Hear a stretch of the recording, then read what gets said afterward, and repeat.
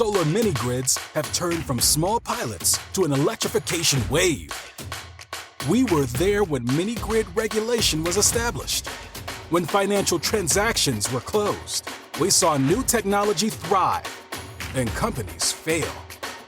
This is where we tell the stories. This is where we discuss the future. The mini-grid business, powered by Inensys.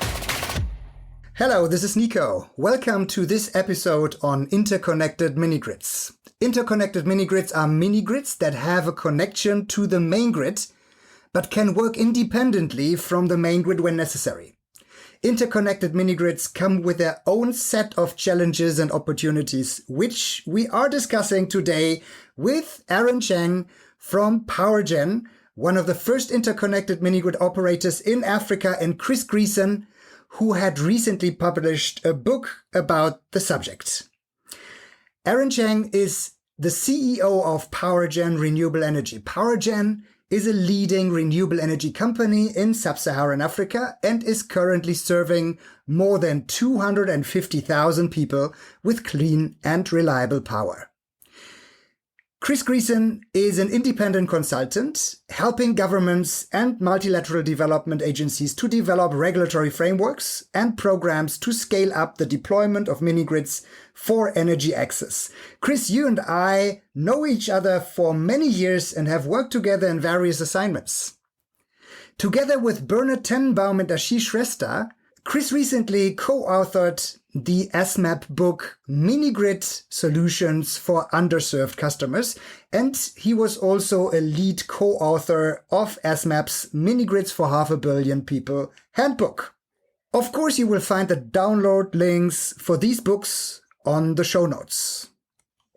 Aaron, as one of the first interconnected mini-grid operators in Africa, what motivated you to develop an interconnected mini-grid in Nigeria? What opportunities do you see in interconnected mini-grids? Thanks, Nico. And it's an honor to be on the podcast with you and Chris. Maybe just first to all the listeners, I think both of you have played a huge and instrumental role in the sector for many, many years, probably more than a decade. It's really great to be on with both of you. What a pleasure to be on with both of you guys. Aaron, your pioneering work is really amazing and work that we're following closely. And Nico, I've been a frequent listener, in addition to coworker with you on a number of things, but a frequent listener of the podcast, and it's wonderful to be on this end of it. Thank you both. All right, coming back to the question, Aaron, what motivated you to develop an interconnected mini-grid? We've been looking at how to bring renewable energy solutions to work with the grid since 2015. So back then, we were looking at sites in Kenya, which is not where the project you referred to is. Our first interconnected mini-grid, and one of the first in the sector, is in Nigeria.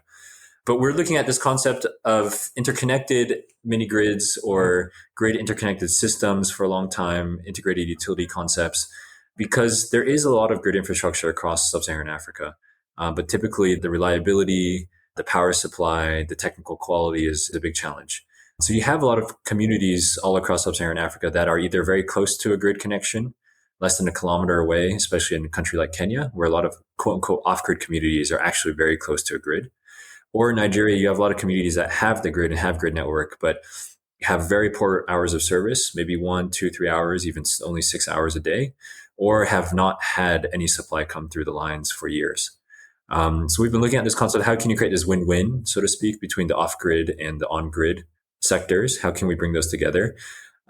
We think it's a great opportunity where we can bring the renewable energy solutions to provide around-the-clock energy supply, but we can leverage the grid supply network to use existing infrastructure, existing poles and cables to slightly reduce the capex for us, and to integrate with the grid, where we can supplement our battery storage with 2 or 3 hours, 5 hours, 10 hours in better areas of grid supply.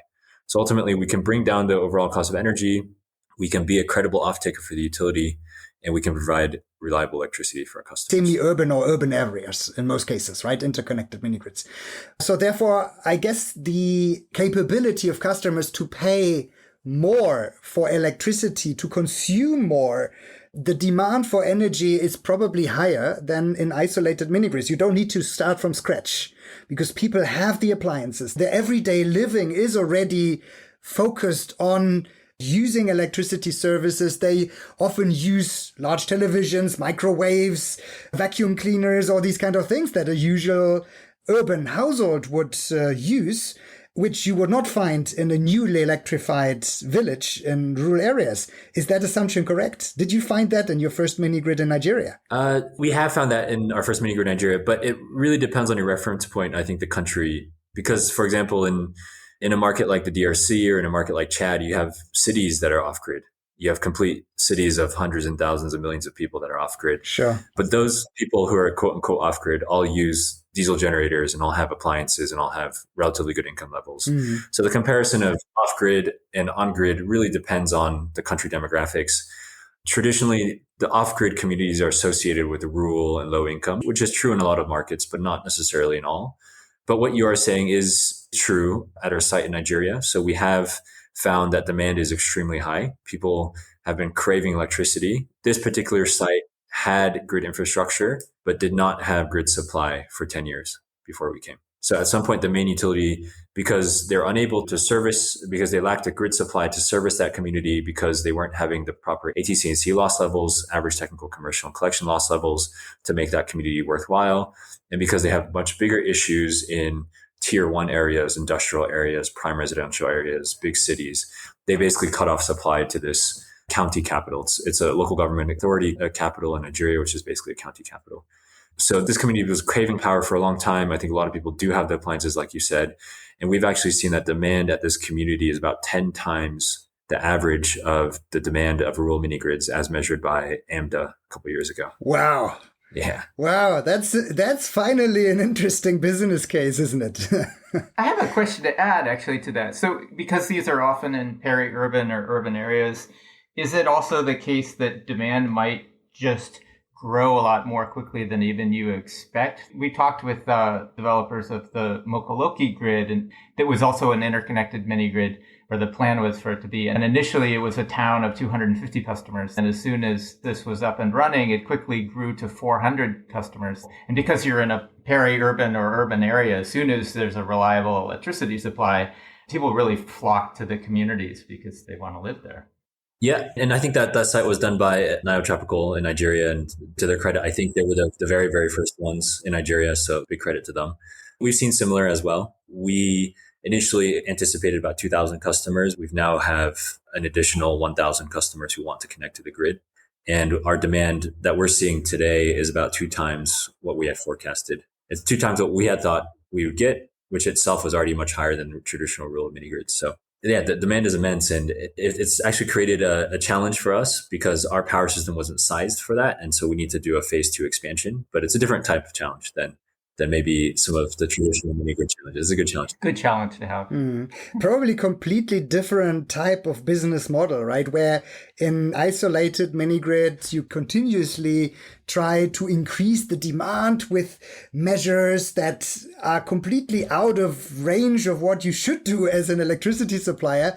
And now you're finally entering into a space where demand is more than you can actually supply, right? And the challenge is to increase the generation distribution capacity, ATC losses to keep them under control, and these kind of things. The different world, so to say. Absolutely. To build on your point, which is that it's a different type of challenge. It doesn't need the productive use focus, and it doesn't need us to stimulate that demand. I think what it shows actually is it shows that of the priorities in the sector to make mini grids bankable, in my view, productive use is an important pillar, but it's not the number 1 or number 2 priority to make the sector bankable and to make this work. Now, productive use are a really good story. They're a part of what we do. Productive use is a very, very broad definition, and I think it gets used differently by different donors and organizations in the sector. But what I'd say is that unit economics of being able to reach communities like this, which are extremely vibrant and also lack energy access or have unreliable energy access, is much, much better than trying to make productive use work at a very, very small scale. And so productive use will have a role to play, and we can still help our customers in toto with productive use appliances, with maize milling, water pumping, et cetera, et cetera. Okay. But when we as developers can go to these communities where immediately, just from the get-go, without doing anything else, without having to set up a sales and marketing arm to sell motors, electric motors, and figure out yogurt factories and things like that. When we can go in and plug and play, demand is 10 times higher. The economics are just going to be much better. And that's a much better unit economic model than I think trying to make productive use work at all the rural sites. Again, that's not to say productive use is not a role. It's a pillar, but just to kind of put that out there, to me, it's not a top 3 priority for the sector. Yeah, and you even have a word for that, right? You call it metrogrids, if I understand correctly. How many of these potential metrogrids do you see out there? Oh man, too many. Way more than we can connect. And if you take Nigeria, again, Toto itself it's one LGA capital. It's one capital of a local government authority. And there's, I don't know, thousands of LGAs in Nigeria. And most of them outside of, Abuja and Lagos all have this issue. And even when you go to Lagos and you go to Abuja and you go to the biggest cities in Nigeria, you still have blackouts all the time. So you still have places where you're only getting 6 hours, 12 hours of supply from the grid. And so the opportunity, not just in Nigeria, then you go look at the rest of the market across sub-Saharan Africa, you've got thousands and thousands of potential metrogrids. Interesting. I went to Nigeria for the first time a couple months ago and was surprised to learn, first of all, that Nigeria's population is about 200 million people, but their reliable generation is only about 4 gigawatts. And if you compare that to the United States, which has about 350 million people, so less than twice the population, but we've got 1,200 gigawatts. So 1/400th the power generation that's reliable and less than half the population. So it speaks to just the huge demand. And of course, that's met. It's not that people are completely going without, but they're burning a lot of gasoline, they're burning a lot of diesel in individually owned generators. And those are estimated to be well over 20 gigawatts of individual generators. Yeah, in fact, Inensus was involved in developing the concept of interconnected mini grids in 2014, 2015, and put that into NERC's mini grid regulation 2016 under a contract with the Nigerian Energy Support Program. But at that point, we thought, okay, well, when we put that into regulation and when it becomes effective, then this will go through the roof because it is a win-win-win situation. It's a win for the community because they finally get better electricity supply, even if the tariffs are a little bit higher. Most of the communities would appreciate that. It's a win for the distribution companies, the discos. One has to know that in Nigeria, the electricity market is liberalized and these discos are private sector companies. These discos should benefit from actually selling electricity to the mini grid company whenever it's available at a good price, and they still make a margin. And on top, they can get some cash flow for the infrastructure that they possess and that is existing, which at the moment is just running idle, which is definitely not cost covering. So they could make a good business out of this. And finally, win-win-win. The third win is for the mini grid company that, as we just heard, Aaron, would find an excellent place for an investment with excellent electricity demand and growth potential. But it didn't happen. Like, it took 5 years, even more, 6, 7 years for the first interconnected mini grid to actually come up. And it even required a lot of technical assistance from NESP, from REA, Rocky Mountain Institute, until finally the first interconnected mini grids have come online. Why has it not happened for such a long time? I think you've summarized the win-win-win very well. And you summarized one of the challenges in the sector very well, which is, I think, the pace of deployment. There's a number of reasons, I would say, and it will vary by country. So maybe just to take Nigeria for the time being and talk through that. One of the biggest challenges is, I think, familiarity with the concept. And so with the interconnected mini grid concept, you have to work with the main utility, of which in Nigeria, there's 11 discos.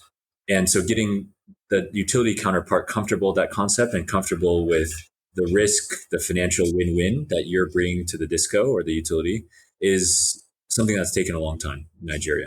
But I would say, and maybe just to give a few more shout outs on this podcast, I mean, big credit to EJ, who's now at Rocky Mountain Institute as a managing director, who was the CFO at AEDC at the time, and her team, which includes Barca, who was at the REA for some time, almost today, and a few others, who were really forward thinking and progressive about this concept and about bringing in distributed renewables to actually help and supplement the grid and supplement the utility.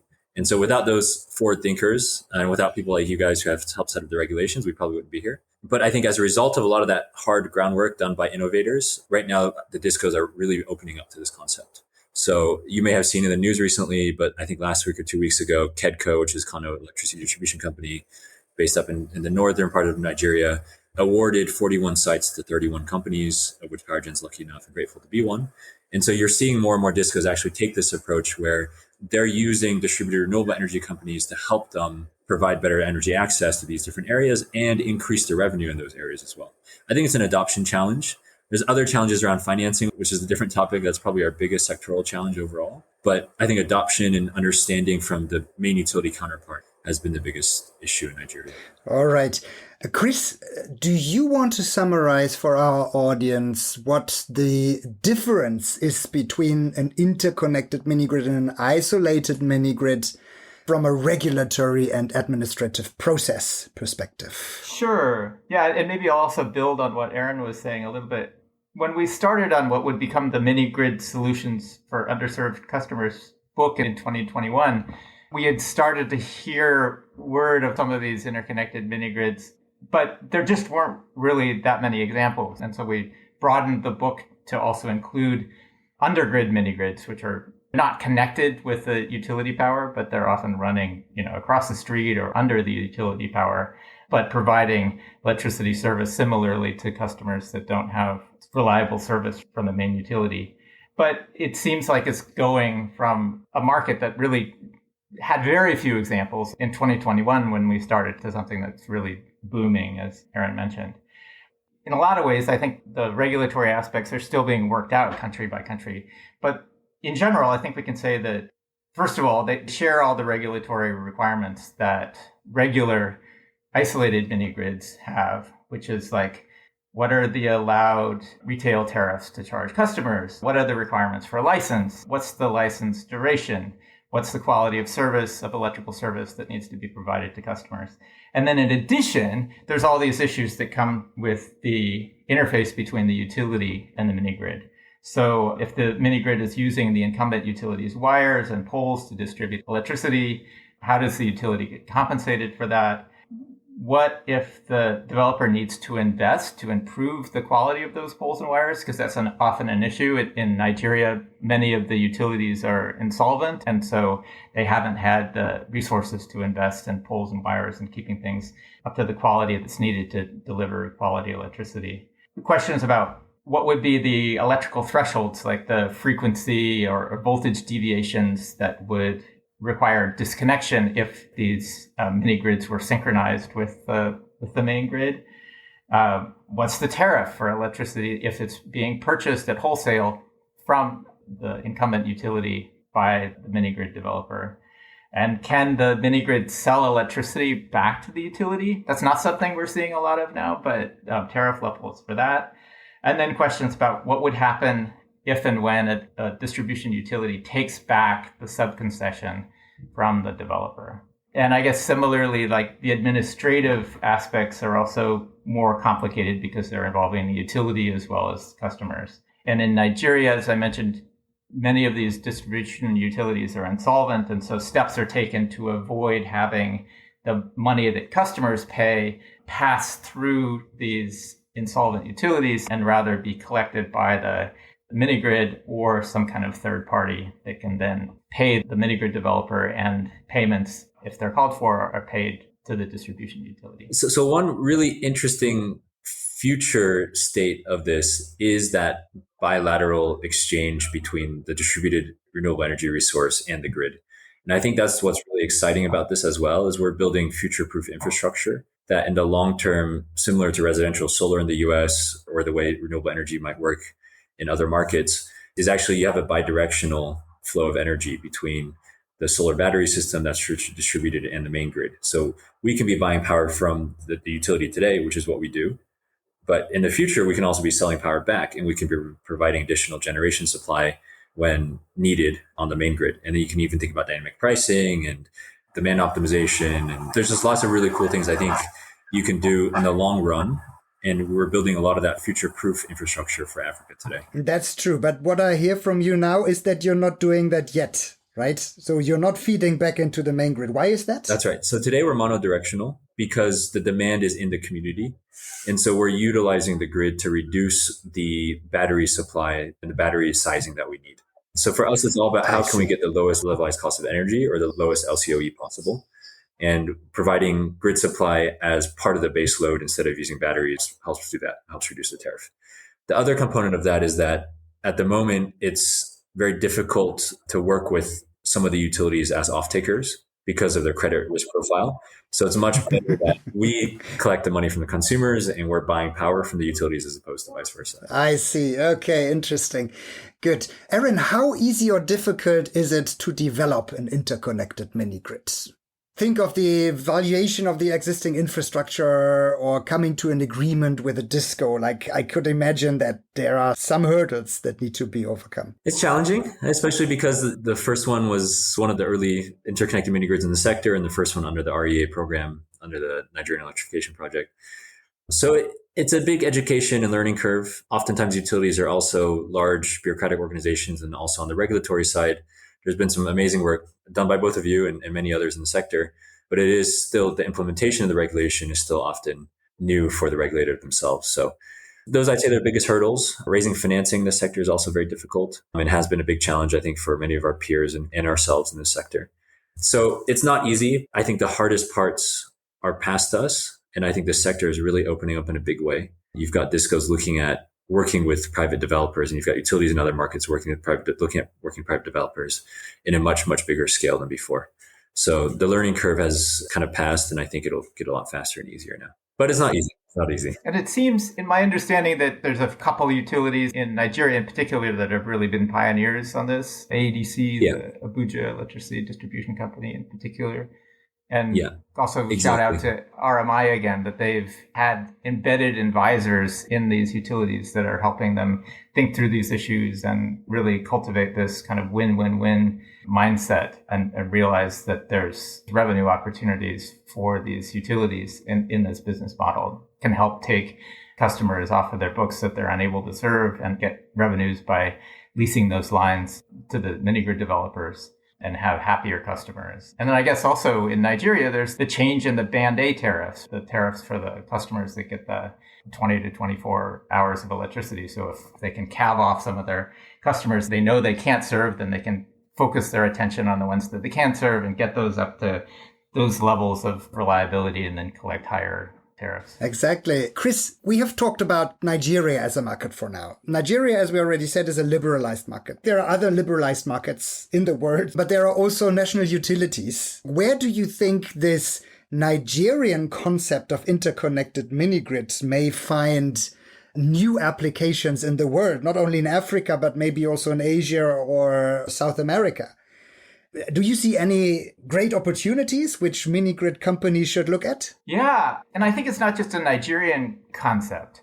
I was recently in Thailand and visited an interconnected mini-grid there that's operated by the Provincial Electricity Authority, which is the country's distribution national utility. And they had built a 2.6 megawatt hour mini-grid that's powering a town, or able to power a town that's near the Malaysian border that has a weak 33 kV distribution line that serves it. Or even where I live on a small island in the United States. We're served by a cooperative utility. A few years ago, in 2018, built a 500 kilowatt, 2 megawatt hour solar mini-grid that actually they did as a community solar project where members, the co-op, can buy shares in it. So we own some shares in it, and the electricity from those shares offsets our consumption directly, offsets our bill. And I think neither, Thailand nor the Orcus Power and Light Company in Washington State was really paying attention to the interconnected mini-grid scene in Nigeria. I think this is just a thing whose time has come, really. I really see huge markets anywhere that people want more reliable electricity. And that can be anywhere from the case in Nigeria where, they're literally getting just hours a week on their utility connection, or in markets like, California, they're building a lot of solar mini grids because of the fire danger that's been happening that's associated with utility lines in many cases.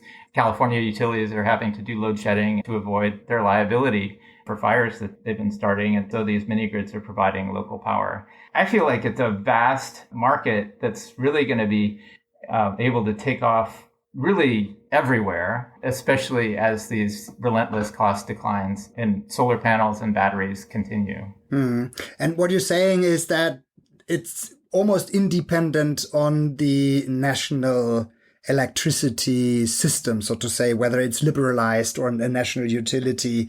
It could work everywhere. As you said, in Thailand, it has been a national utility, right? That's a really good question. I feel like it's kind of like where forward-thinking thinkers are is where you're going to see these things happening first. And so in Nigeria, you've got a lot of vibrant companies like PowerGen, like Nio Tropical Tech, like Daystar, that already had kind of built a bunch of expertise on serving mini grids for rural energy access, generally off-grid mini grids, and now have this opportunity, or noticing this opportunity to do these interconnected ones.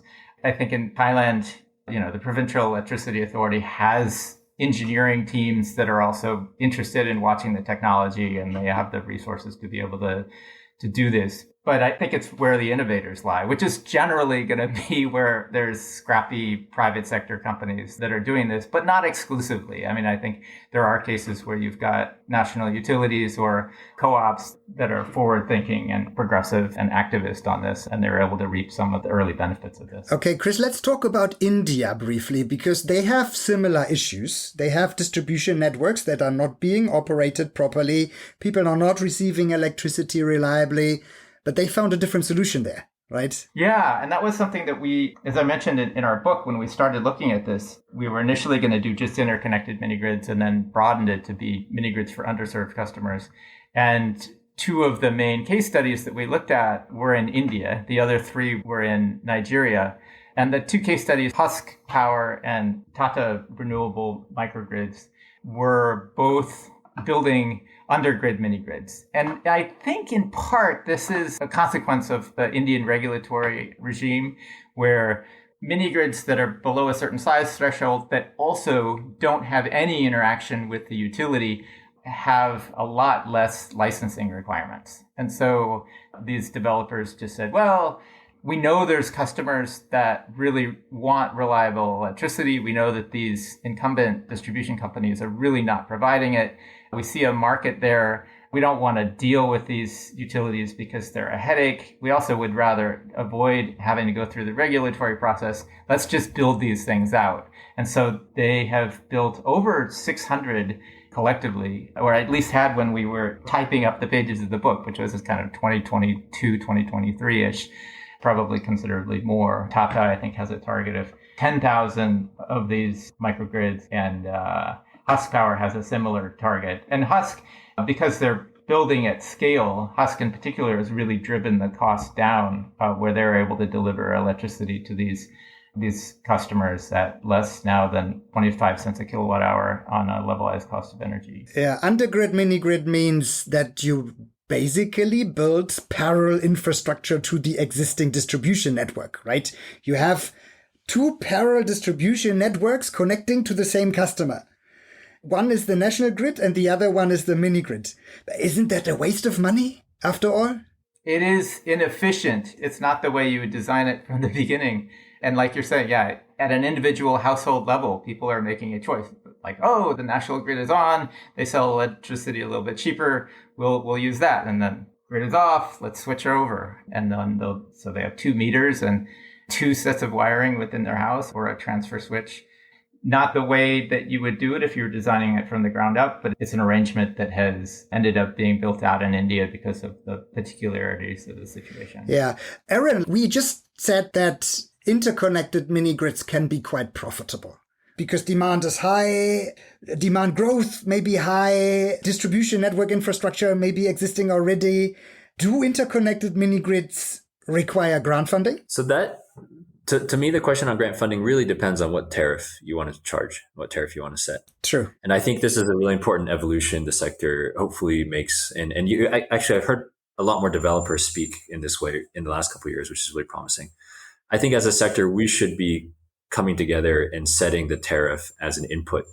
What's the tariff we all think is the right tariff? We agree on that across donors, governments, key stakeholders, communities. And then from there, we work into the percentage of grant that's required to achieve that tariff. I think one of the big challenges that the mini grid sector has faced over the last decade is that the tariff has too often been an output. People say the tariff is cost reflective. Go calculate your capex, and whatever your tariff is, you go charge that. And then the grant is set arbitrarily in a room by donors to be this level because that feels right, and we don't want to over subsidize or under subsidize. So we chose this number, and often it's backed by some research.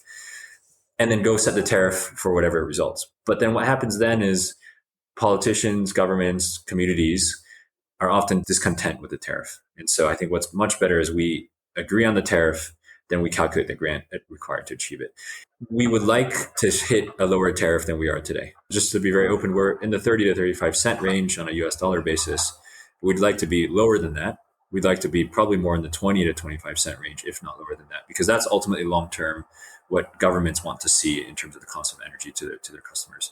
So where that requires some grants, yeah, exactly, sure, exactly, and that's where I think grants should play a role in the space. I'm curious to ask you, Aaron, does it also depend on your customer? Like I would imagine there'd be like large C&I customers, like mines or large breweries that might be part of a mini grid that really you'd be able to, because of economies of scale, drive down costs and would be less likely to need grant funding. Whereas on the other end of the spectrum, mini grids that are serving rural customers would.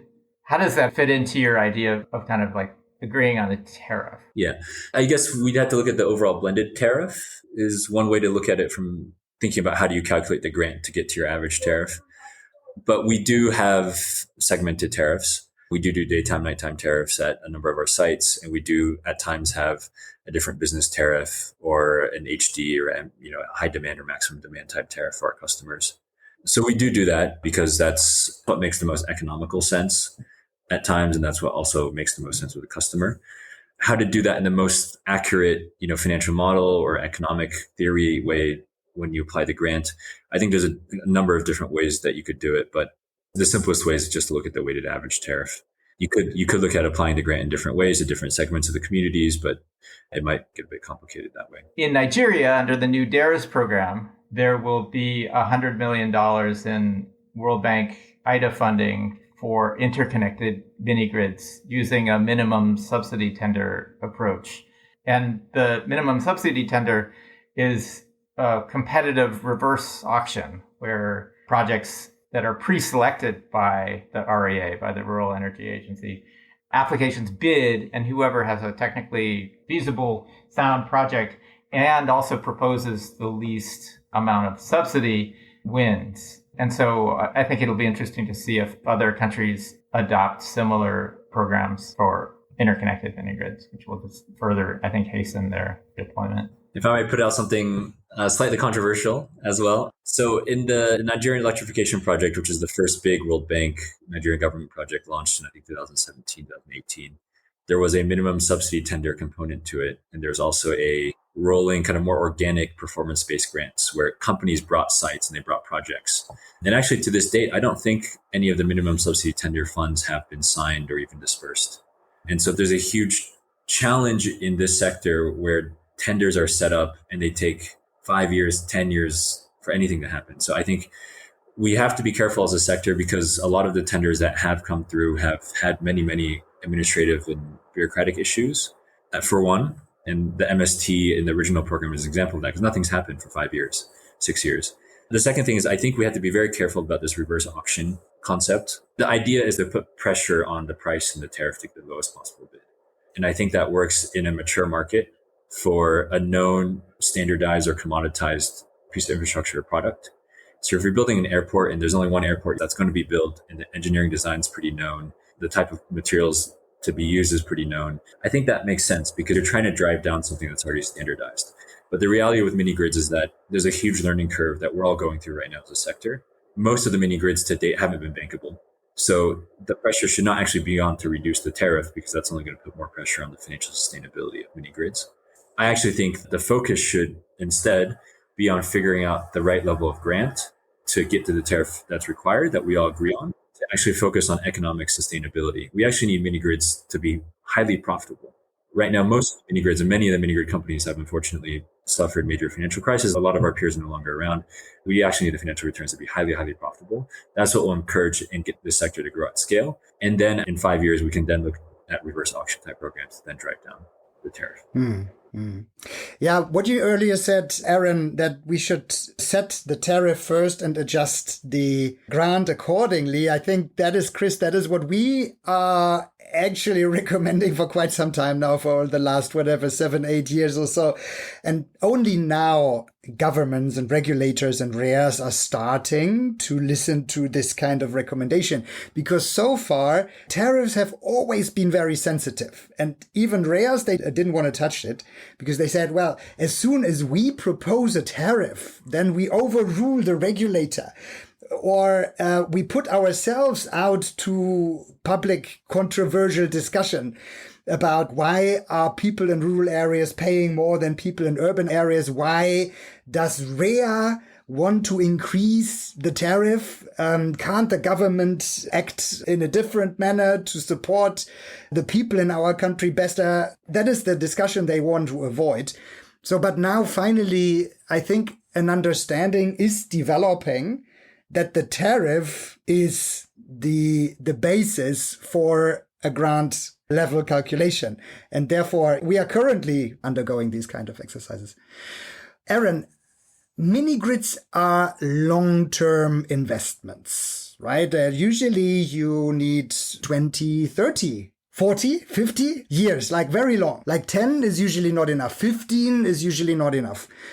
Now, in interconnected mini grids, when I talked to distribution companies last, they said, well, we could give you access to our infrastructure and to parts of our license area, but we won't definitely go beyond 10 years. But 10 years is usually not enough to install generation assets, upgrade distribution infrastructure. You cannot pay off all of that investment within 10 years. How did you go about this? Like, did you convince AEDC to go for a longer term commitment? You're right. 10 years is not long enough. But yes, we are doing 20-year commitments, both with the existing site and our future go forward sites that we're in discussions with. This goes on currently. So it is longer term commitments. Behind the question is maybe why would the utility do that? Why would they cede you this area? Yes, the reality is because most of the utilities on the continent, unfortunately, are all failing. There's only, I believe, 2, based on a World Bank report a few years ago, although my information would be outdated, but I believe there's only 2 utilities on the continent that are actually profitable. One in the island countries, and I think Umemi in Uganda. The average AT CNC loss of national utilities across sub-Saharan Africa, I believe, is 35 or 40%. So national utilities everywhere around the continent are really, really struggling. When you go to Lagos and Abuja, as mentioned earlier, you can go to the fanciest areas and your hotel will still be running on generator. So these utilities don't even have enough financial resources, let alone generation supply, technical resources, to provide 24/7 quality electricity to their prime customers in the largest industrial areas, in the fanciest hotels, in the business districts. They can't even fix those areas. And so why would they cede it to us? Because we actually provide them with incremental revenue. So we take an area that's zero revenue or actually loss making at times. We do all the collections. We do prepaid smart metering, mobile money payments, significantly reduce AT&C losses, and actually pay the utility for power that they're supplying to us. So in a lot of ways, it's the win-win when you're talking about, Nico, at the start. But if anything, it's absolutely necessary for utilities from a financial perspective. And that's what more and more in Nigeria are realizing. And after all, utilities, discos couldn't do that on their own, because if they start with one area, they would have to do it all over their distribution network. And they are somehow bound to certain regulations that don't allow them to implement this themselves, compared to what we have heard from Thailand, for example, where a utility just said, okay, well, let's install this type of technology in parts of our distribution network. In Nigeria, that would not be possible, because that was another discussion I had with a disco in Nigeria, where they said, yeah, well, but why would we let these greenhorns take over our infrastructure and the best clients? Why would we do that? Why wouldn't we just do it ourselves? And I say, well, because you can't. It's legally not possible. But these mini grid companies, they can. Well, of course, law could be changed. Do you think changing law would be an option? Would discos then pick it up themselves, Aaron? Or do you think that they would still count on private sector mini grid companies? I think there's some technical operational challenges as well here, which is that the mini grid sector has developed a small level of expertise in mobile money payments and prepaid smart metering because that's what's needed to do really remote rural sites. Everything has to be prepaid. You can't be collecting cash. You got to do it through mobile payments. And so we have zero collection losses. Most of the discos in Nigeria, although there has been a big metering push in the last 4 years, and there have been a lot more meters installed, but most of the discos in Nigeria still to this date are doing door-to-door estimated billing for the vast majority of their customers. And if you ever go to Nigeria and you spend time walking around with one of these disco technicians, you will go door to door and they will have these printouts. And initially the printout is based essentially just on the size of the house, how wealthy they think it is. But you go door to door and this person owes 4,000 naira and this person owes 8,000 naira. And so it's really not the level of, I think, modern utility standards is not really quite there yet. And the transformation required at these behemoths just takes time. And again, they really don't have the ability to focus on these areas. They really should, from a financial and pure rational interest perspective, they need to focus really just on their capital cities, on the prime residential areas, on the prime industrial areas. There's already enough work to do there.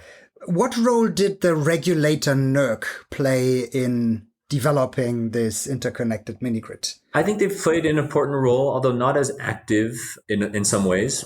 I think probably you both have worked a lot more closely with them. It's pioneered the space for us in a lot of ways. But I would say NERC has done their job by allowing and enforcing the regulation and allowing it to prosper.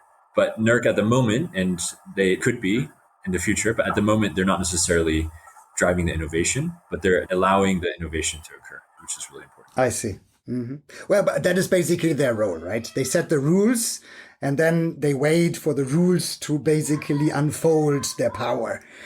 All right, Chris, do you still see optimization potential in regulation in Nigeria and beyond, potentially? It seems to me that based on what Aaron says and what I've observed in speaking with other interconnected mini-grid developers in Nigeria, which is pioneering this in more of a liberalized context, that the regulations themselves don't seem to be a big problem. The one thing that mini-grid developers had been mentioning to us was there's a 1 megawatt threshold above which there's a full licensing requirement. And many of the mini-grid developers were coming up, especially in these interconnected mini-grids, were coming up on this 1 megawatt threshold. And it's an interesting situation because sometimes it was even like you started out with like a 300 kilowatt mini-grid, but the demand grew much more than you expected, like Aaron said, and then all of a sudden you're pushing over a megawatt. So what is it? As soon as you pass that threshold, do you suddenly have to be part of a whole new regulatory regime? But on the other hand, you can kind of understand how NERC would feel like, beyond a certain size, you're looking at medium voltage, and there's technical issues that come up with the larger scale. So that's the one thing that I'd heard the mini-grid developers talking about. And interestingly enough, in the World Bank's project appraisal document for the DARES program, there's a condition in there that says the World Bank is basically saying, we're going to hold back $50 million of the $750 million package unless and until NERC makes this change and raises that 1 megawatt to a 5 megawatt threshold. And we raised that with NERC, and they said, we know that's on the books. And they said, we feel, from a regulatory perspective, it's appropriate to provide more regulatory scrutiny at this 1 megawatt threshold. Again, it wasn't a huge bottleneck in the development of these projects, from what I could tell. The issue of mini-grids and their interface with the grid has been part of other regulations and regulations that you and I have both worked on.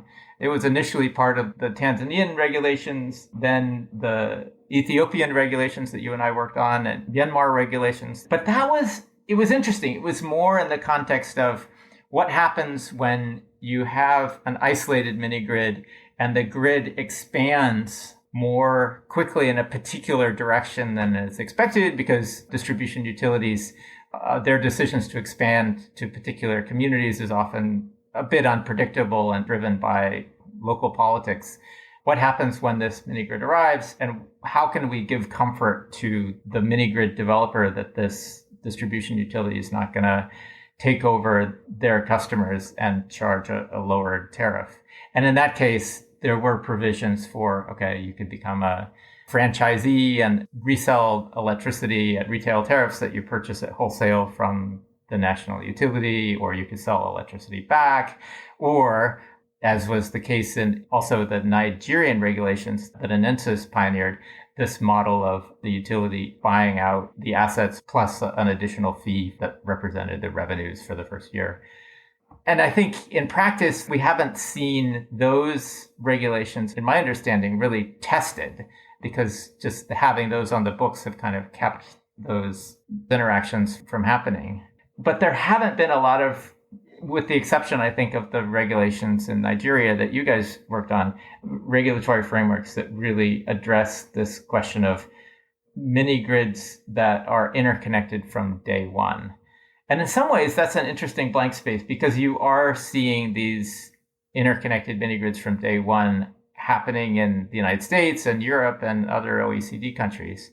So I think it's an area that I would expect to see some movement in other countries, off probably building on Nigeria as a pioneering leader. All right, last question, Aaron. Are you scaling up your interconnected mini-grid development? Where will your interconnected mini-grid operation be in 3 years from now?